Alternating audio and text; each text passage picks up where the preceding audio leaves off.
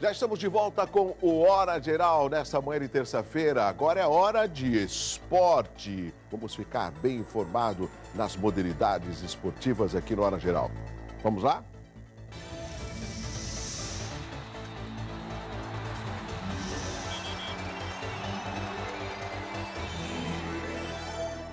O guarujaense Feder Miller subiu ao pódio no Campeonato Brasileiro de Long Distance. Ele conquistou a 4ª colocação na categoria sub-23. Foram ao todo 1.900 metros de natação, 90 quilômetros de ciclismo e 21 quilômetros de corrida realizada pelo atleta. A disputa foi realizada em João Pessoa, na Paraíba.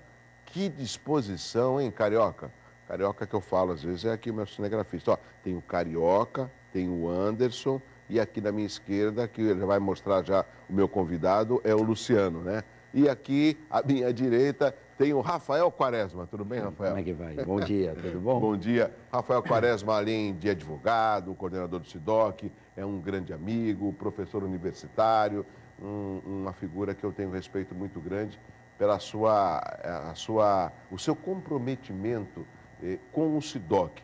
E eu muitas vezes falo assim, ontem tive uma reunião com o prefeito, né? E até comento, prefeito, você tem que dar uma atenção melhor para o SIDOC, que a partir de janeiro vai passar a ser Procon Santos. Tem um efetivo muito tímido, mas eles dão resultados. Não, é verdade, eu sei disso. Eu sempre comento porque se com uma equipe tímida vocês obtêm resultados favoráveis para o consumidor em Santos, uma equipe um pouco mais elástica vai atender muito mais, né, Rafael? Bom dia. Bom dia. Bom, com certeza, né? Nós temos lá nos nossos quadros os conciliadores, os fiscais, os atendentes. Então, é uma atuação complexa, né? Não é apenas um ato, uma única medida que resolve o problema do consumidor. Vai desde a equipe lá do Poupa Tempo, que faz a abertura da reclamação, o envio daquela carta de informação preliminar, até os nossos conciliadores, que por hora ainda estão lá na Campos Sales. A gente tem a obra licitada do Sejusc com o SIDOC Procon Santos e que acreditamos até o final do ano, início do próximo ano, estará pronta e transferirá o setor de conciliação para aquele imóvel ao lado do Poupa Tempo. E, além de tudo isso, tem o quadro de fiscais que faz a verificação em loco de denúncias e de cumprimento ao Código de Defesa do Consumidor. Ótimo, significa que o órgão está atuando. Porque eu imagino assim, Rafael, em tudo aquilo que eu me proponho a fazer, eu, Douglas Gonçalves, eu quero fazer da melhor maneira, eu me envolvo, né? E, lógico, para deixar a minha marca. Acredito que você também no SIDOC esteja tentando não só deixar sua marca, mas dinamizar e, por consequência, quem ganha com isso é o consumidor. Veja, nós estamos tentando, né? Ali é um trabalho diuturno e ininterrupto e quanto mais você faz, mais tem a ser feito, não é? Agora, lá o que a gente fala e também transmite à equipe, a equipe é bastante solícita nesse ponto, é que a gente não tem medo do trabalho, não. Quer dizer, o importante é justamente você atender os anseios da população, sobretudo do consumidor. Por quê, Douglas? Porque quando o consumidor busca a proteção do órgão de defesa do consumidor, seja municipal, estadual, ele já teve aquela relação desgastada. Quer dizer, é o último ponto antes de uma medida mais drástica, que seria a propositura de uma ação judicial. Então, o que a gente sempre reforça com a equipe, e por isso a gente também quer realizar a parte de reciclagem, não é? De nova capacitação do pessoal, o que a gente sempre reforça com a equipe é que quando o consumidor busca o atendimento, ele quer ver o seu problema resolvido. Então, quanto menos a gente complicar, mais a gente simplificar, melhor. Então, essa é uma postura da Fundação Procon de São Paulo. Teve uma mudança de diretoria agora no final de junho, começo de julho, e também é o que nós vimos transmitindo aos nossos colaboradores, principalmente ao pessoal do Poupa Tempo, que faz a abertura da reclamação. Ótimo. Meu amigo Rafael Quaresma, no jornal de hoje tem uma informação que a NET ela vai ressarcir, se não me corrija, por favor, com relação, acho que de uma cobrança foi feita de uma forma errada. Eu até falei antes do bloco desde 2009, mas não, na realidade é desde 99. É isso. Dá para você resumir só para que o telespectador possa entender? Aliás, o Diário Oficial ontem fez a publicação, não é? Da intimação que nos foi enviada pelo Poder Judiciário, justamente para que o órgão de defesa do consumidor, no caso o SIDOC Procon de Santos, desse visibilidade e publicidade à medida. Então, enviamos o expediente à Secretaria de Cidadania, a qual estamos subordinados, que, por sua vez, encaminhou à Secretaria de Comunicação e Resultados, que fez não só a divulgação ontem no Diário Oficial, como também a comunicação aos demais veículos, e o jornal A Tribuna hoje, então, traz essa matéria. No que consiste essa medida? É uma ação judicial, de fato, de 1999, uma ação civil pública, proposta pelo Ministério Público em razão do aumento praticado pela ANET lá atrás, em 99, de acordo com uma variação cambial do dólar. Então, não se utilizou o padrão de correção à época e, com isso, com a utilização desse outro percentual, o valor cobrado do consumidor foi maior. Isso foi objeto de longa e árdua disputa judicial. A ação em Santos havia sido julgada improcedente, o Ministério Público recorreu, o Tribunal de Justiça, por maioria de votos, deu provimento ao recurso, reformou a sentença e reconheceu o direito dos consumidores de serem ressarcidos. A ANET ainda tentou levar essa discussão para Brasília, no âmbito do Superior Tribunal de Justiça, não obteve êxito, o processo voltou em 2011, 2012 para a execução. O Ministério Público, então, tentou habilitar consumidores. Não houve sucesso nessas ações civis públicas, dificilmente consumidores individualmente se habilitam. Nós fomos então intimados e aí passamos a dar publicidade a isso. Lá em 2013, o Diário Oficial também fez uma matéria, a Prefeitura também colaborou conosco no sentido de dar visibilidade, mas como são muitos os consumidores e o tempo decorrido é extremamente longo, nós solicitamos ao Judiciário que oficiasse a ANET para que a ANET disponibilizasse a relação de consumidores. Isso veio para o processo, nós encaminhamos à Secretaria de Cidadania, de Comunicação e Resultados, e é justamente essa lista com os nomes que está à disposição e basta o consumidor comparecer à ANET. Na semana passada, inclusive, eu recebi o pessoal da ANET lá no PROCON e eles disseram que estão atentos a essa medida, estão cumprindo a decisão judicial e já houve casos, inclusive, de ressarcimento. Ainda perguntei os valores e o pessoal da ANET me disse, olha, varia muito porque depende do plano que a pessoa tinha e do tempo que ela pagou aquela mensalidade a maior. Alguns rescindiram o contrato, desfizeram um plano de tal modo que a diferença é menor. Outros que pagaram, são clientes até hoje, tem uma diferença maior. Basta o consumidor comparecer à ANET, fica ali na Marechal Pego Júnior, perto da Conselheiro Nébias, e com o seu nome e CPF, a ANET tem aquela lista que nos disponibilizou lá no cadastro dela. Só esse procedimento? Essa lista não está em nenhum outro site?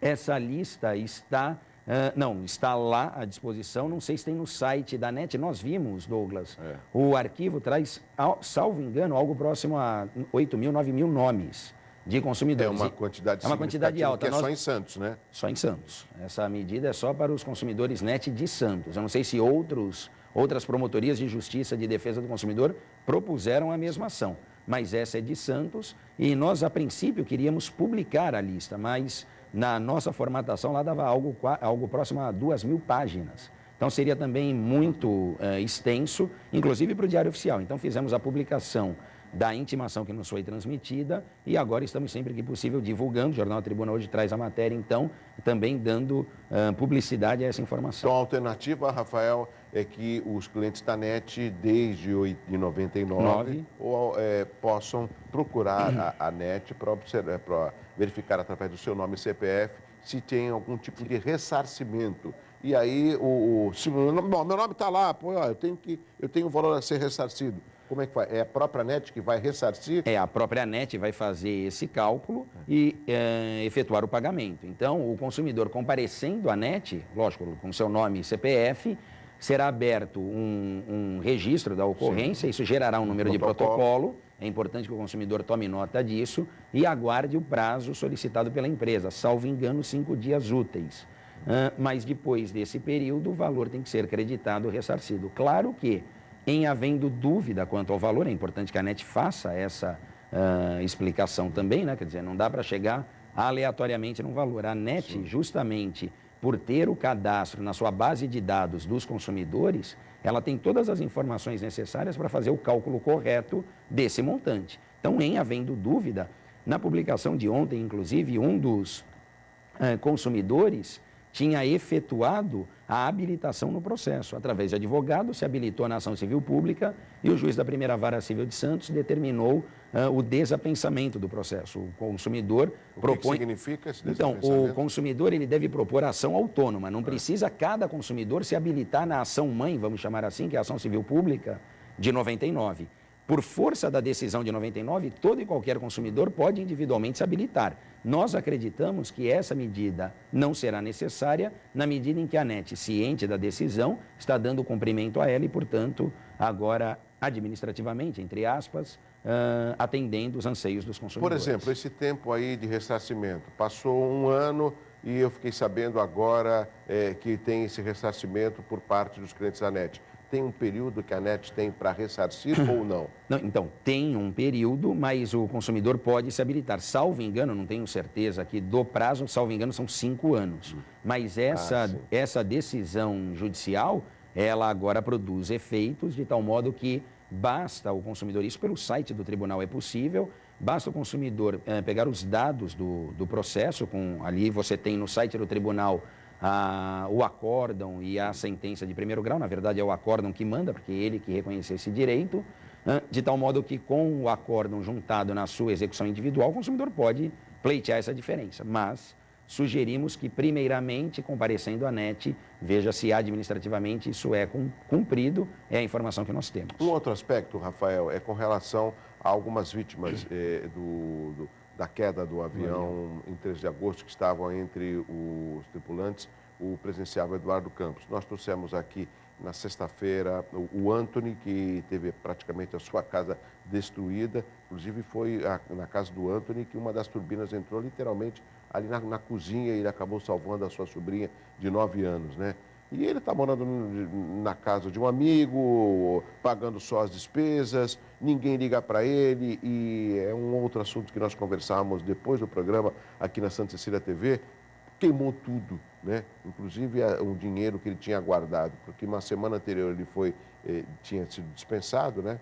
Queimou até a roupa do corpo e, lógico, contratou um advogado, mas ninguém aparece para um acordo. Nesse caso, o que essas famílias poderiam fazer? Eu sei que você tem conhecimento, ou se o procedimento delas de contratarem advogados é a primeira alternativa? Olha, me parece que a primeira alternativa propriamente não seria, Douglas. Lá na ocasião, inclusive, a pedido do prefeito, Exato. A pedido do secretário Rivaldo de Comunicação, nós comparecemos ao local junto com o secretário Carlos Mota, não é, da Cidadania, para prestar não só solidariedade, mas também auxílio dentro daquilo que estava ao nosso alcance às famílias atingidas. E, de fato, lá no dia seguinte ao acidente, dia 14 de agosto, várias pessoas que foram vitimadas, atingidas em terra pelo desastre aéreo, receberam essa orientação. E o que nós fizemos e falamos foi o seguinte, tentar organizar a forma de atuação dessas pessoas, porque em se tratando de desastre aéreo que envolve seguradora, etc., era necessário o mínimo de respaldo legal justamente para poder minimamente comprovar esses prejuízos. Então, lá na ocasião, qual foi a orientação? A elaboração, a lavratura de um boletim de ocorrência. A Polícia Civil também estava presente, disponibilizou a equipe, nós disponibilizamos o carro do SIDOC Procon, o pessoal da assistência social também estava no local para fazer essa intermediação. Então, foi feito o boletim de ocorrência. Com o boletim de ocorrência lavrado, registrado, você já tem um indício de prova da situação que ocorreu e também dos prejuízos que você sofreu, porque cada qual sofreu um tipo de prejuízo ou absorveu aquele prejuízo em uma intensidade diferente. De tal modo que o boletim de ocorrência é o primeiro ponto, o primeiro aspecto. O segundo é inventariar, levantar qual foi o prejuízo individual de cada um. Não é? Nesse caso, por exemplo, tem uma situação peculiar que é a perda dos valores recebidos semanas antes e que traz um indício favorável à vítima no sentido dele ter os documentos que comprovam a sua rescisão, recebimento daquela quantia e por aí afora. O que nós falamos lá no início e torcemos muito naquele período era para que se evitasse a judicialização do conflito, ou seja, levar isso para o Poder Judiciário. O que nós falamos... Demandaria muito tempo? Demandaria muito tempo. A gente falou da ação da NET, que é de 99, portanto está batendo 15 anos. Uma ação de indenização nesses moldes vai demorar daí para mais. Não é? Então, judicializar a questão, propor a ação judicial, nesse primeiro momento, talvez não seja o mais adequado. Até porque, para alguns tipos de prejuízo, me parece que não haverá recusa, seja da seguradora, seja de quem se responsabiliza pela aeronave. Eu li, não sei se procede como está isso, no jornal do final de semana, se não me falha a memória, que os proprietários da aeronave, os empresários de Alagoas, destacaram um advogado para fazer contato com a família para que eles, lá os empresários, pudessem ressarcir essas famílias em relação aos valores não alcançados pelo seguro. Porque esse é um outro aspecto também. A gente tem um valor maior de prejuízo e a apólice do seguro me parece que é algo em torno de R$1 milhão e não faria frente a todos esses prejuízos. Então, nesse primeiro momento, me parece que o mais prudente, adequado e que seria o mais rápido era esgotar a via administrativa. Tentar, pode ser com advogado, claro, mas tentar verdadeiramente saber se administrativamente essas pessoas conseguem ser ressarcidas. Talvez nem todos os valores ou nem todo o prejuízo seja ressarcido. E aí, para esse valor remanescente ou para esse prejuízo não coberto, a ação judicial seja o caminho inevitável para resolver a questão. Rafael Quaresma, além de advogado, professor universitário e o mais importante, né, coordenador do Centro de Informação, Defesa e Orientação do Consumidor, o SIDOC, tirando algumas dúvidas importantes. É para isso que existe o Hora Geral, para que a gente possa logo cedo levar informações e você ficar bem informado. Tem perguntas no 3041-6777. Eu volto já depois do intervalo. É rápido.